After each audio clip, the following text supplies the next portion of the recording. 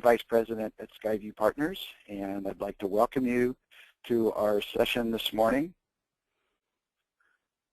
to book a meeting with your DR plan with our special guest presenter, Richard Dolewski. Surviving business depends on how well you prepare for the unexpected. If a disaster struck, how would your company do? Today's session is sponsored by Skyview Partners. Skyview Partners is a leader in security services and products for IBM I, AIX, and Linux. Our goal at Skyview is to draw on the unparalleled expertise of our team of experts led by Carol Woodbury to become team members for our client's IT group, where we pay attention to your security so that you don't have to. Skyview Partners is a leader in managed security services.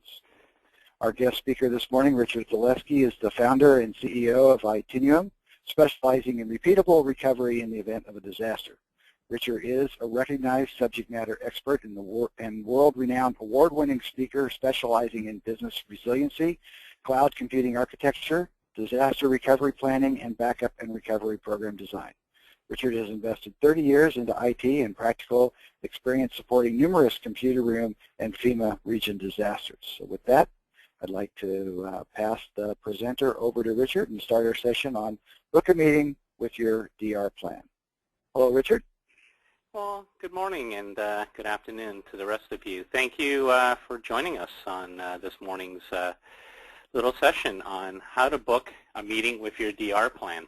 So pretty excited about sharing some pretty valuable industry information, which I think will go well in building your success in a disaster. So when we move on here, a little bit about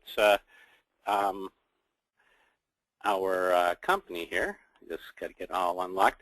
One thing I encourage is send me an invite on LinkedIn. We've got tips and techniques monthly so that you don't fall with the fallen.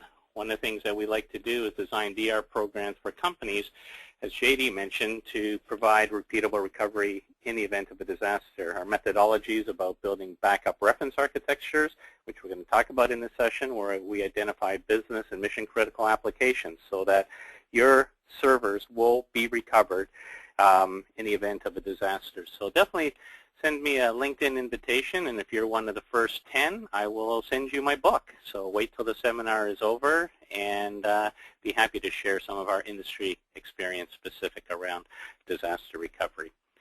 So the big question is, if a disaster struck, would you be prepared? Well, lo and behold, we have a DR meeting. And what we want to do is actually not wait for a disaster, but rather be proactive here and book a meeting with our plan for the purpose of getting it in front of us. Book a meeting, get it off the shelf, because too often we write a disaster recovery plan and we forget about it. We did it because an auditor told us to do so. Maybe our boss said we have to do so. So, you know, at the end of the day, what is it that we're trying to accomplish? Well, let me just back off here. So this whole plan concept is structured around familiarity.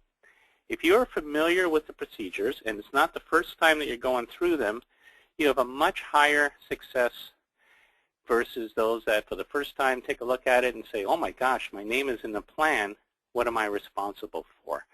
So this whole concept about a meeting is put it in your calendar and get together with your key people in your staff. If your name is listed in the disaster recovery plan, you should be invited.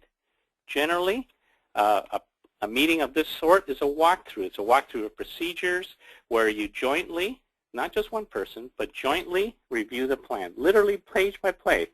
So it's a controlled walkthrough, and you try to come in front of the team with realistic DR scenarios. But when you look at it, what do you need to be successful in a meeting? Well, of course, you need to bring food and refreshments. I'm all about the donuts. I'm all about espresso. If you bring food, people will participate. Old school. So what's the meeting format? So you would ask everybody to bring a copy of their disaster recovery plan. You have a designated plan manager, and he or she will review all objectives of the test. And what you're saying here is that if we were to have a disaster, and let's just say right now we were to lose our systems, what scenario are we going to cover? The IBM I, the entire enterprise, certain components in the data center. We're going to look at who's on the plan, roles, responsibilities. So we cover all aspects for the purpose of identifying what is written, and then you go through the recovery tests, as I said, as written. So the meeting walkthrough objectives is really to identify what does not work. This isn't about saying, oh, this plan sucks. If it sucks in a boardroom, that's the place to have a problem. You want to identify what is not realistic. Maybe you've put things between the lines. Maybe you've not clearly stated some facts, and maybe you need a screen print. Maybe you need to elaborate a little bit more. And this is really the walkthrough is about the practice. You know, really what should have worked. But you know how it is. It should work, but, well, it doesn't quite work. So then your action should be to repair these things so that they do indeed work when needed or called upon. This whole meeting is about conducting an implementation review. So you look at the document itself. It might be a couple hundred pages. I've written plans as big as 998 pages to be precise. Is it organized? Can we get to things quickly, or do we have to sift through a couple hundred pages to find one particular item? Are there bookmarks? Are there easy access points to get from A to B to C? You go back years when we had the risk migration roadmap. That used to be just an awful way of migrating systems, because you would start on page 32, go to 319, go to the other book, come back to the first book, and you know, you're all over the place. The key thing here with this kind of a document is to make sure that it's organized with consistency in mind. If you include your Windows, your Unix, your AIX, IBM I components here in the technology, you don't want to have a different flavor of the documentation because it was written by a different person or a different technology. You have to ask yourself, is it clear? Do I understand what's written? This whole plan has to be so that it's action-oriented, bullets, actions, and properly staffed. One of the things that we find is that portions of a plan are unrealistic because the staffing or the resourcing behind the elements of the plan are indeed not realistic. Then ultimately, the worst thing you can possibly do is have missing documentation, or this page has been left intentionally blank. So when we ask ourselves, do we really need disaster recovery? This person here obviously has a problem in front of him, waiting for the marina. So when we look at the dynamic needs of business, take a look at IT. IT is a utility. In today's really dynamic business environments, what do they depend on is a seamless flow of information back to the business. You cannot look at any component of the business without having technology embedded in everything that a company runs. So having a plan to recover the entire technology environment is critical to delivering business continuity. Business and technology, they go together. It's a competitive landscape. Double-click, I don't have service. Double-click, I call the help desk. Double-click, I go to a competitor. Systems availability today is all about 7/24. Global economy, customer, supply chain, it's even more complex than ever, which makes it even more complex to recover in a disaster. So this is something that you have to bear in mind. We tend to gloss over quickly that we're a 7/24 shop. But what does that really mean to our business? And what does it really mean from a business delivery service model? So when we look at things, let's define some definitions, if I may, up front. So what's the definition of a disaster? Well, disaster is a sudden, unplanned event that causes great damage or loss to your organization. But the key element to consider is the time factor. The time factor determines whether it's an interruption in service or an inconvenience, or it's an actual disaster. And this will vary from company to company. So if I was to go into the computer room or data center and lean on the wall and hit the power switch, is that an incident or is that a disaster? Well, the truth is it's an incident. Might be a disaster for my career as I get escorted out of the building. But the reality is you have to look at the time factor. Now, if the systems don't come up post this power outage, then yes, that might be a disaster for my organization. Let's look at what is disaster recovery. The disaster recovery is your reaction. So you're escorting me out of the computer room. But the reaction to the sudden unplanned event that actually brings back critical business functions within what is an acceptable amount of time. Too often, many of us have subscribed in the past to hardware drop ship solutions that, hey, I'm going to go call some supplier in the region, and in the event of a disaster, they will simply deliver a truckload of equipment, I'll uncrate it, and there's my disaster recovery plan. Hardware replacement is not disaster recovery. I tend to simplify things. What is a disaster? I talk about what is a disaster as anything. Anything that stops your business from proceeding beyond an acceptable amount of time. Too often, disaster recovery planning is paralyzed by definitions. These definitions can be stifling because we're worried about what would we do in a hurricane. Well, we're not in hurricane area of the country. Oh, then what would we do in a tornado? We're not in tornado alley. What if we have a power outage? The reality is it's anything that stops your business from proceeding beyond an acceptable amount of time. And that's what you have to consider. And if you don't consider it on a holistic point of view, you'll never recover your systems. So disasters will have a major adverse impact to your business. We know that if we were to lose our data, the Bureau of Labor says that 93% of businesses that suffer significant data loss will be out of business. There can't be a more compelling fact to your business and the reason to protect your data than that statement alone. And the cost of data center outages, we know that a data center outage will run you somewhere in the neighborhood of $6,000 to $10,000 a minute to be down from a business loss. But then when we look at downtime and we look at the causes of downtime, we tend to focus predominantly around natural disasters. And this whole focus is a little bit misguided because, yes, hurricanes happen and winter storms and fires and whatnot, but the reality is that's a small percentile. Yes, Superstorm Sandy had a dramatic impact on our industry. But again, it was a storm of a lifetime potentially. Will it happen again? Knock on wood, hopefully it doesn't. But the reality is things like operational failures, power failures, 43% of DRs are caused by power failures, yet we tend to focus on maybe that hurricane or that tornado. You know, IT system. Do machines fail? Oh, of course not. The AS400, I-Series, IBM I, it never fails. Well, I can tell you these systems do go down, and I've had the unduly pleasure of bringing back customers in these circumstances. So when you look at this stuff, look holistically and look at what are the causes of downtime in your organization. You have to ask yourself, will your plan work when you need it most?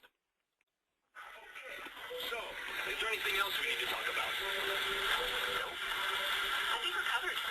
What about that thing Phil was talking about? You mean the disaster recovery thing? What about it? Things happen. The unexpected. We need a plan. Okay. So how's next Tuesday look for everyone? What are you guys doing in here? We have this room till 3:30.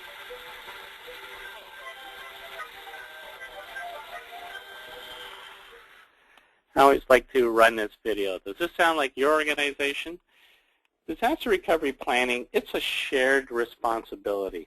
These days when we talk about DR, we're not just talking about protecting one or two servers or just recovering maybe a JD Edwards or certain applications. We're talking about a disaster recovery methodology that supports very complex business operations, usually across multiple geographic locations, time zones, or for that matter, worldwide operations.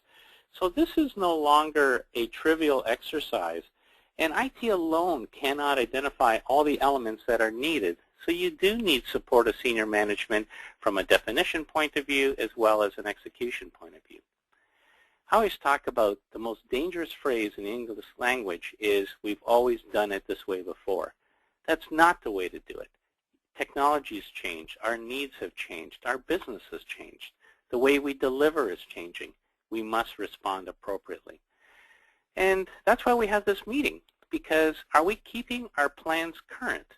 Well, one of the things that we find that many of you will look at your disaster recovery plan usually around once, some of you twice a year. So 43% of you will take a look at it once a year. But the reality is best practices say that you should continually update your plans. So how do you do this? Well, you do this by making sure DR planning is implemented into your change control. We know that IT is an evolution. We are constantly updating something in our data center operation. Maybe a new operating system, maybe a new piece of hardware, maybe a new virtual machine, maybe an LPAR. So have we kept up to date with all the IT integrations?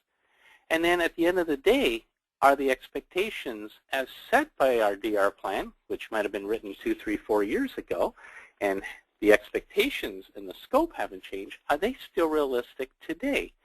And I bring this to light because some of our organizations, some of the data centers I've recovered, yes, they had 4 or 5 LPARs and 20, 30, 40 Windows servers.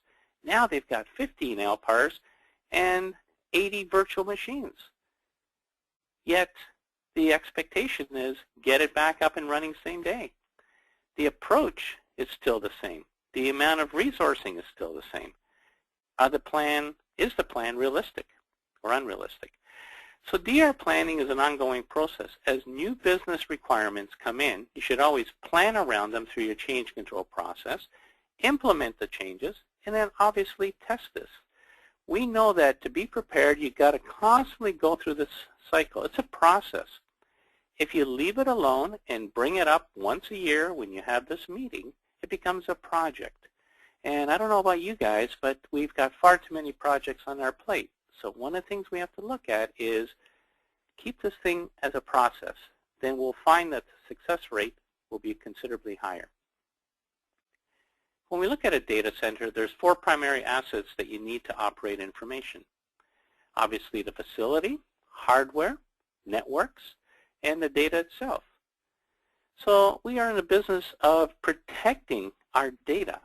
So we know that hardware and networks can be replaced. Facilities, obviously you can rebuild it, but your data is priceless. The greatest asset of anybody's corporation is the data. And obviously people. People are assets too. If you can buy your data on the street, you'd have a bigger problem. You have to protect your data, and the only way to protect it is to back it up and present it at time of need.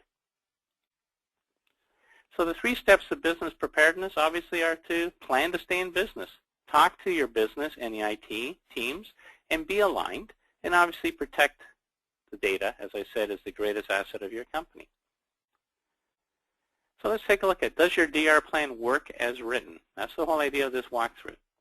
Disaster recovery planning, you can't approach it casually. That's what most of us do. Yeah, whatever, I got to go to this DR meeting, my boss is making me, or yeah, if I can just get this meeting out of the way, or maybe I'll just, I'll show up late, you know, they can just fill me in on what's happened. That's not the way to approach this thing. Planning, your plan itself, it's got to be well organized, as I said, action-oriented, comprehensive. But at the same time, this doesn't have to be Moby Dick the novel.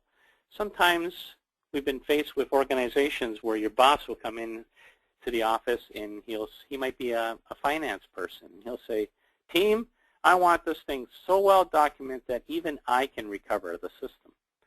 And the reality here is that no finance guy is going to recover my IBMI. The IBMI is going to be recovered by an IBMI professional and nobody else. So the idea is to write it so that it's action-oriented. You don't want to do right-click properties, drag down. No way. You want to keep this thing go, go, go throughout. The products of your DR plan, when you look at every page, should answer who, what, why, where, when, how. Who's going to execute this step? What is needed? Where are you going to go? When you got to do this? How are you going to get there? Every page should answer who, what, why, where, when, how. And if it doesn't, then there's something left to be assumed or something to be read between the lines. And I can't stress this enough. The plan has to answer these questions every page or every chapter. Many times when we write a plan, companies will ask me, what's the format? How are we going to write this thing? I go out on the web and there's all sorts of products out there, and some are expensive, some are reasonable. What should I buy? And at the end of the day, we tend to use Microsoft Word. Everybody has it. It's convenient. Everybody understands it. They know how to work with it. It's got wonderful utilities. We can easily incorporate Excel spreadsheets, tables, Visio. So it works quite well. We tend to look at a commercial product when we have bigger organizations that have 4, 5, 7, 10 data centers or multiple offices that incorporate both business continuity and disaster recovery. So you have a central repository tool that can allow updates to happen from multiple offices across a region or an entire country for that matter. But traditionally, we just use Microsoft Office. It's handy, it works, and it's reliable. When we open up our plan, you should always state, one of the early things in any disaster recovery plan is, what are the assumptions? You always assume certain things, and the assumptions in most plans should be clearly stated so that the business and IT are on the same page. One of the assumptions is that only the primary site has been disabled by the disruption, and all other facilities are unaffected. What that means is my primary data center is down and my hot site is available. My primary site is down and my target system is unaffected. We also say that the offsite storage, our bonded offsite commercial provider for offsite tape media like an Iron Mountain, is available, that we can actually call them, they'll answer the phone, we can go on the web, and we can actually recall our tapes if necessary. We also assume that qualified personnel will be available. If we've said that the following 8 people are part of our plan, we are assuming that we have these people and resources available in a timely fashion. Clearly, one of the gaps in disaster recovery is the fact that we don't identify the scope. The scope should state that this DR plan, this very DR plan we're writing, should provide immediate response and recovery from any unplanned event. But it's the approach, and what we have to say in the approach is, what are we going to recover? Here's a very simple example. Servers in recovery scope, I have an A list and a B list. In this example, I have an IBM I, I've got J.D. Edwards, this is World, a file server, an Oracle database server, domain controller. And, yes, this is very downsized for the sake of this screen, but you should list the servers by name and by core application and business function. And then at the same time, state what is not in the plan. And I used a pretty strong example here. In my B list, I said that the Exchange server is not in the DR plan scope. And you want to sign off from the business. The business and IT must align here for the purpose of agreeing that these 4 servers will be recovered. Not saying how they're going to be recovered at this point, but they will be recovered. And the 1 server, being Exchange, will not be recovered. And you should ask yourself, in this example, what about your email? Is email mission critical? Just because it says B list, and we sit around this very room and we say, well, we need email. Well, the business didn't say anything, so we're just not going to recover it. You got to get realistic here. Come back to the business and say, hey, you know what, 3 years ago we said it was not important. Last year you said we don't have the funds to do it, but guys, we got to get realistic here. It is mission critical. It's how we communicate with all our customers, partners, employees. So we should make it part of our strategy. And many of you, what we recommend is that we take email out of our primary data center and put it to the cloud. And that way it's available. So in the event that we do have a disaster, we are actually communicating through cloud to our customers. Or you take your email servers and you make sure that it's off-premise, that it is part of your DR. It's at the target location, not at the primary. So you're separating the means of communicating with the purpose of providing recovery from your primary. Another thing that you need to do in your scope is actually list out the total capacity.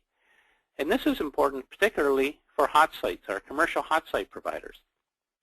We know in this Windows example that we have a total of 54 CPUs, a terabyte of memory, 12 terabytes of storage, and we've allocated 2 LTO4s. But wait a second, this was done in October 2012.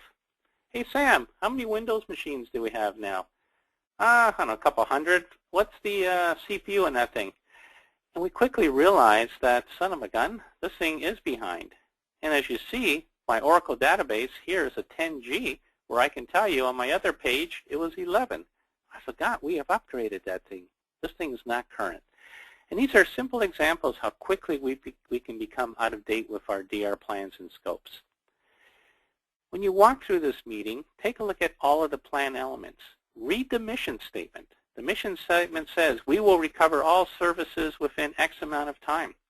We will deliver the following. Maybe your definition of a disaster will be different than the company down the road, or something in Miami, because it's hurricane-based and FEMA advanced warning will have a different response than something that's bang, immediate, and our systems are down. You should take a look at our backup policies, system information. These are all critical elements for the purpose of delivering a successful DR plan. When we walk through this plan, go to the appendix sections. One of the things that I recommend with all our customers, quick action portions of the plan should be in an appendix. And this is where we have things like our calling tree, our telephone list, all our vendor agreements, or the procedure for notifying everybody. And most importantly, addresses, telephone numbers, directions. With Superstorm Sandy, we just said, oh yeah, I'm going to go to the hot site. Well, let me just fire up the phone. I'll call them. Oh, son of a gun, I can't call them because it's a regional disaster and the phones are busy. Can't get a line. Okay, well, let me just go to Google Maps on my iPhone and it'll get me there. Well, that application isn't working too good. So sometimes we have to go back to pen and paper. And this is important, that you actually have an address and the old, do I dare use, directions. Because at the end of the day, you have to make sure that you have this ability in front of you. Call tree. Have everybody's name. If your name is in the plan, I want to know your phone number. Hey, Sam, this phone number says 206-419-2092. Didn't you just change carriers? Well, actually, they wouldn't let me transfer my phone. These days, we basically keep a phone number for life, as you know. Maybe our home number has changed. Maybe I still carry a pager, God help me. So what you want to do is have this thing and test it to make sure that nothing has changed. Address. Why do I want your address? Heck, I'm not giving you my address. That's none of your business. Well, this is a confidential document of your organization. We've all signed to the confidentiality of it. And I've had a disaster where we literally drove up to Lillian's house, and she was outside gardening. It wasn't that she wasn't taking our phone calls. We just needed her help. She was part of the disaster recovery team, and she was perfectly willing. The point was she was gardening and wasn't available. Now imagine being able to just drive to someone's house and saying, hey, we just had a disaster. We lost a data center, and oh my gosh, here, just let me get washed up, and I'm there in minutes, versus not knowing where they live. I left them a phone message. I left them a phone message. I left them a phone message. One of the things that we need to stress throughout a disaster recovery planning cycle is information gathering. If we look across the room, and the Windows guys are over there, Linux are over there, AIX over here, they all have a lot of proprietary knowledge. And where's that proprietary knowledge? Well, it's in their head. And IT people, we're the worst. We're the worst for documenting. So one of the things that we do, we run automated scripts, and we push all this information off-site, where if a server is listed in the scope, we actually have all the hardware configurations, all the software. What's the IP address of the SharePoint server? Well, that Windows guy probably knows it, but no one else does. What's the system name? It's amazing when we have 10, 12, 15 LPARs, 60, 70 LPARs, how we don't exactly remember every system name, particularly if the system name happens to be a serial number. So what are the restoration procedures? What's the network infrastructure look like? And by having an automated script that works on both Windows and IBMI, we pull off this information every week, every month, whatever the frequency is appropriate to your company, for the purpose of having the most recent data the most recent information, so that can help me be a reference tool in the event of a disaster. One of the things, too, is an OS400 recovery. You want to have, as I said, the ability to recover both locally and at the hot site. So this license internal code restore, even though it's repeated twice, it's different at the hot site than it would be at your local site. So you want a procedure that starts on step 1 and goes all the way to step 72, and you can actually go to a certain portion of this procedure and start from there. Example, maybe you called IBM and they've said, Rochester's gotten on the line, and they say to you, well, we think we can fix this thing. We want you to do a slip install. So we want you to refresh the lick, do an option 23 system slip load, and go in and do this, this, this. You go, oh my God, how do I do that? Well, that's in this script. Maybe your auditors come in there and said, you guys have a whole bunch of user profiles on the system. And yes, they've been disabled, but you know what? We don't want them on the system anymore. These people haven't worked in our company for 10 years. So you go ahead and delete them. Then a message comes up that user ID, Fred on the system owns the ERP application. And you ignore it and you say, go ahead, delete Fred, who owns all the objects, and now you have a bigger problem. So how do we go back and just simply restore the security, the user profiles, the authority behind it? That's how a recovery document should look. And I highly encourage you to write one, and if you don't have one, you don't have the ability, send me an email and put subject line recovery procedure, and we'll send you something that you can tailor to your organization. The IBM recovery program is consistent, boring, but it works every time. So document this thing or reference the backup and recovery guide for the purpose of this success. You should have in your disaster recovery plan a section that says, how do I activate our hot site?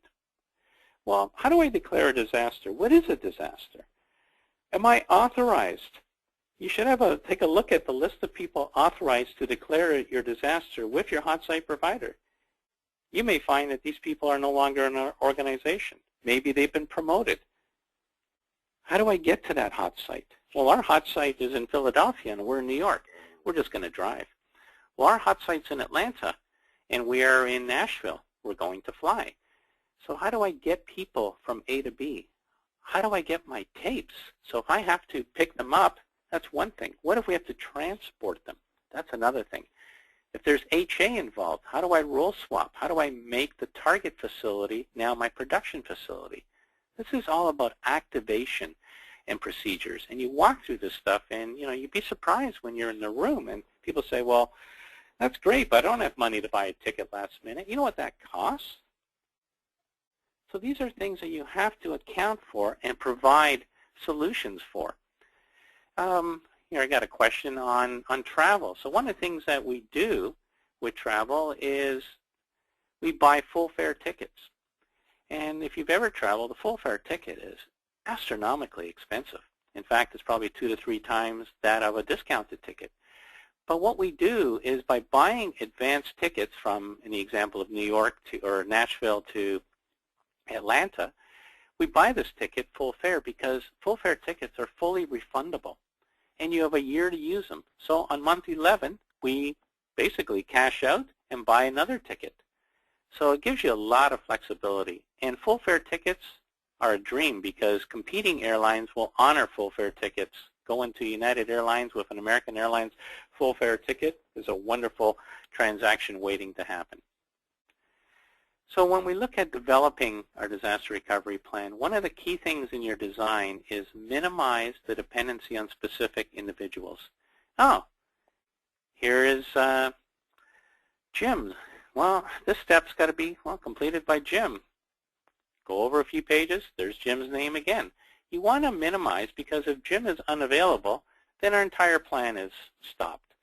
So we want to make sure that we do not emphasize 100% on one person. So at the same time, we don't want to do the same with outside vendors. If everything is through a consultant or everything is through ABC vendor, then again, we're very, very highly leveraged. So if that's the case, we have an SLA. Get an SLA agreement with this vendor for the purpose of delivering as written. This is a living process, everybody. So you want to make sure that these portions are constantly kept up to date so that it doesn't become what? A project all over again. So one of the things that we always ask is, does your IT staff know what's expected of them? So here I mentioned the example of Jim, and Jim's name is plastered all over the plan. And, you know, Jim just raised his hand. He says, I don't want to really be a pain here, but this is the first time I see this. What do you want me to do? Well, the biggest challenge is delivering in a disaster. The risks are very simple. We're all human. So human elements come into play. So will your staff really be able to perform the duties as expected? Do they know what's expected of them in a disaster? So do we understand? Do we spell all these things out? Do we have a clear roadmap so that every team member understands his or her role? And we should allow for some flexibility. Clearly, you want to state the expectations. Jim, you're responsible for all the IBMI, and it's got to be up and running in 48 hours. Who's in charge of this plan? Who's going to be driving the plan to its success? Well, the CEO, of course, he owns the company.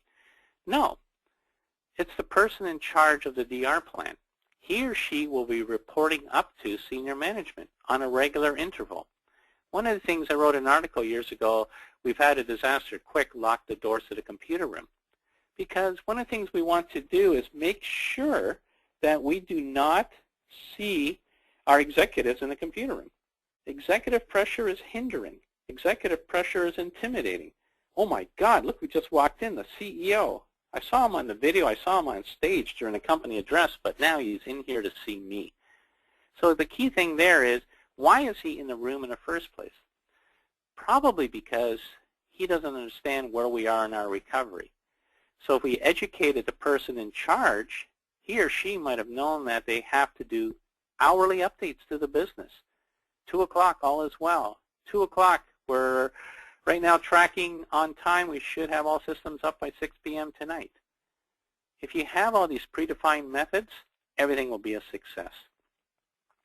Backup and recovery. That's always an interesting one. We always look at backup and recovery because we always assume, unfortunately, that everything is just working. When we look at gambling, everybody gambles. Stocks, you speed once in a while, but stocks go down. Well, if you speed, you may potentially crash your car, or real estate. That's been a gamble of late the last few years. But don't gamble with your DR plan because it can cost you everything, your job, your company. And the reason I bring this up is because we gamble with what? The ability to recover, and that comes down to our backups itself. Tape backups, they're easy to run. We put in an LTO5, an LTO6, easy to manage. We have BRMS or TSM, automated, high-speed tape drives. Man, this stuff just works, ejects the tapes. But the reality is we seldom validate it. And our validation might be, well, the tape ejected, so the backup must have worked. Well, again, are we backing up everything? Too often our backup windows, they're not increasing, they're shrinking. And when they're shrinking, we tend to, what? Back up less. What about lost tapes? Are we encrypting our tapes? These are all considerable things to really look at from a holistic point of view. I've done hundreds of tests in my career, and I can tell you guys that 40%, that's a terrible number, 40% of backup strategies, and that's why we do backup reference architecture assessments for clients, are incomplete. Now you're thinking out loud, what's he talking about? I just recovered a system last week. I just recovered some data from last night. And you're probably right. Data, you guys do a great job. You back up yesterday's data in a timely fashion. But what about the infrastructure? 1 in 5 on iSeries. 1 in 3 on Windows. 1 in 5 on Oracle. These are facts because our backups traditionally are incomplete. Here's an example that I've used for years if you see me speak at international events. This was a SOX-compliant customer, and I'm in the data center, and next to this WebSphere application, the operator signs his initials and puts the tape in the Iron Mountain box to be shipped out that morning. And I said to the chap, it says 43,917 objects are saved, but I thought it says 342 objects are not saved. So how is that a full, complete backup? And he says, oh, well, it's under 500 objects, so that's okay. I said, well, who told you that? He said, well, the consultant. So I go to the consultant, and he says, well, it's under 500, so we're okay. But consider this. If I recover this WebSphere application, it's going to say 43,917 objects were successfully restored. But then I fire up the WebSphere app, and it doesn't work. And why doesn't it work? It's because those 342 objects were not saved. And if they weren't saved, they were probably locked by the application. And if they're locked by the application, it means that they're in use. And if they're in use, it means they're needed. And if they're needed, I don't have the application. So the backup procedure should probably be, on my full system save, I back up these 340 odd objects, and on my daily save, I get the 43,000, and hence I got a clean, successful recovery. Quickly on backups, I talk about star missing. Too often, we spend time in DR recreating parts of the operating system, Q user sys. I always ask everybody, is Q user sys a user or a system library? Well, the answer is it's both. And we do a terrible job backing up the user portion. Do yourself a favor. Do a work object description command, QAO* for QUserSys, and you'll find hundreds of objects that you have actually tailored and are not recoverable. So take a look at this stuff because you need it. Now you ask yourself, are you aligned with the business? Does the business understand what IT can deliver? And the answer usually is, unfortunately, no. So what constitutes a disaster? Well, disaster is based on two variables, recovery point objective, known as the RPO, and recovery time objective, known as the RTO. So when we look at the recovery objectives, the recovery point is the point in time where we have the last known consistent save point or backup before an outage occurred. The recovery time is how long it's going to recover key systems in the event of a disaster back to normal operations. So at a basic level, DR planning must be built around the company's business requirements that support both the RPO and the RTO. The RTO, we tend to shortchange ourselves. Oh yeah, I'll get it back in 8 hours, 10 hours. But that point of disruption is sudden. It's now. So how do we resume business operations quickly and effectively? How long is it going to take us to start? And that's something that we don't take into consideration. So I built this slide because when we look at an RTO, it may take us several hours to actually assess the situation. When a building has been completely disrupted by a disaster, it's easy. It's not there. We're out of business. But when something is down like hardware, we have to look at it, assess it, call IBM. They come in 2-3 hours. And then we wait for the supply depot. That's 2 hours away because it's in LA and all the traffic. How long is it going to take to get our tapes? And next thing you know, 32 hours have come by, but yet I promise the business a light, tighter RTO. So make sure you're aligned because application access is critical. 48 hours, oh my goodness, who agreed to this? Do we have new senior management? Do they know that we're not going to bring back all critical systems for 48 hours? Sometimes the business will say, are you kidding me? We're going to face severe penalties.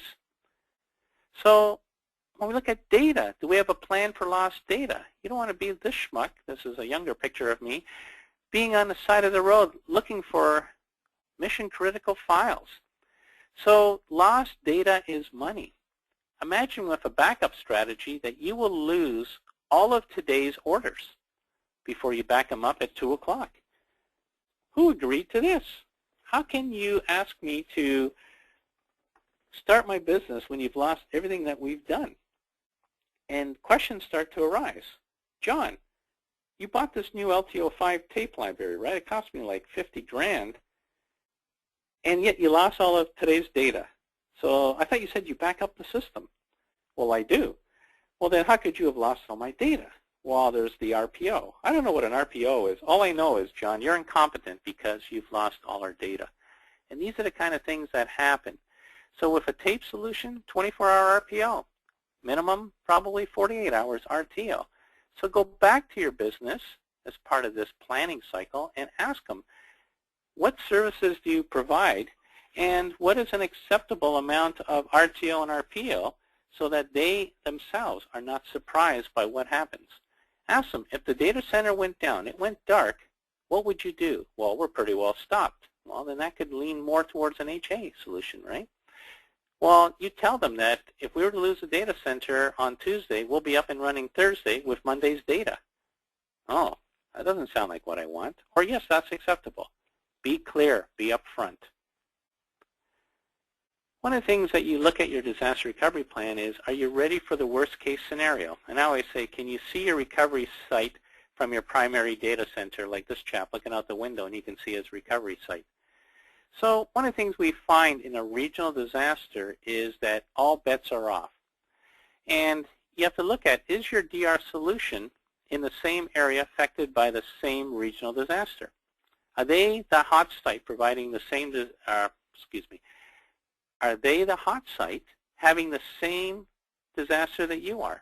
With Superstorm Sandy up and down the East Coast there, particularly in the New York, New Jersey area, all three of the major commercial hot sites were affected the same way you were. So understand, what is the SLA? What is the commitment by the supplier? What happens when they are underwater and you're underwater? Where do you go?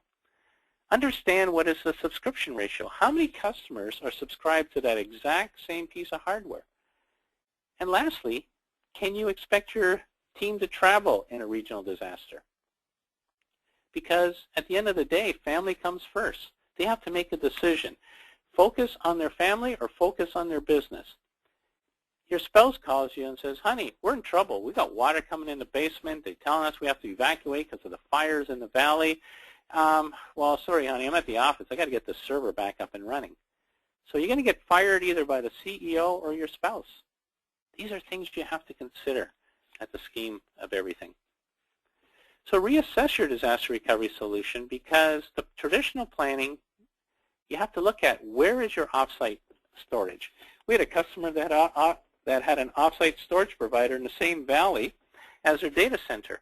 Well, when the fires hit the LA basin, the sheriff's office closes the valley road, so both the business and the hot site provider are unavailable.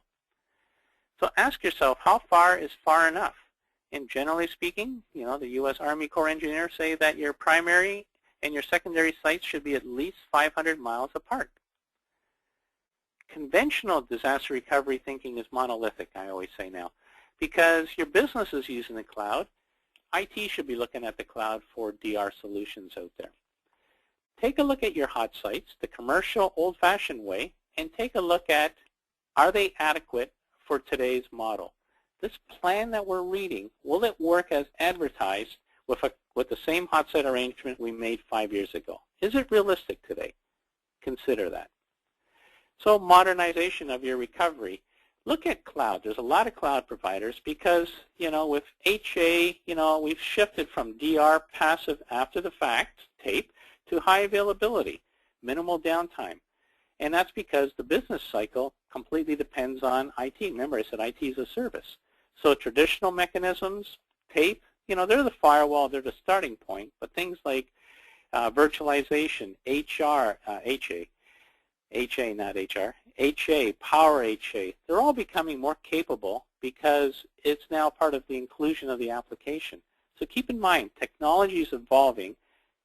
Configuring things like an HA solution with an effective HA architecture will actually help you from staying more current, keeping your data protected, and more importantly, available at time of need. So testing is very important. What is testing? Why am I testing? Well, that's what we're doing right now, aren't we? We're practicing. We're actually practicing for the purpose of showing commitment back to our business that they've invested in this product called the Disaster Recovery Plan, and we've invested in a supporting technology that it will work in a disaster. So the testing life cycle should include this exercise, should include evaluation. Oh my God, we've learned a few things here today. What's going to be the remediation, and how are we going to repeat it to make sure that it truly works in a disaster? So that's something that you should always take a look at and always extend yourself over and over again. So we're doing a tabletop exercise. So as I said at the beginning, state some objectives, list the participants, send an invite, summarize the changes as they work towards your recovery plan. Review the script. When do I inform management? How do I put the hot site on alert? When do I declare a disaster? It's all about what time, what actions, and who's going to do it. Who's going to do it? The people in this very meeting. Who's going to do it? Well, Sam, because he now understands his role in doing this recovery. And these are the things that really come together. One of the things I like to stress in these meetings as well is the next time you get together, reduce the team. Put everybody's name in a hat and pull out some names. So let's say we have 10 people on a disaster recovery team. Let's pull out 2, 3 names. And, you know, they're going to cheer. They're going, all right, I can go. No, you're not. You're staying. But you're not going to actually execute this plan as written. We're going to walk through the pages of the plan, read it out loud, and we're going to see how our alternates work here, because the alternates are equally important to the success as are our primary people. Take a look at actually calling our vendors.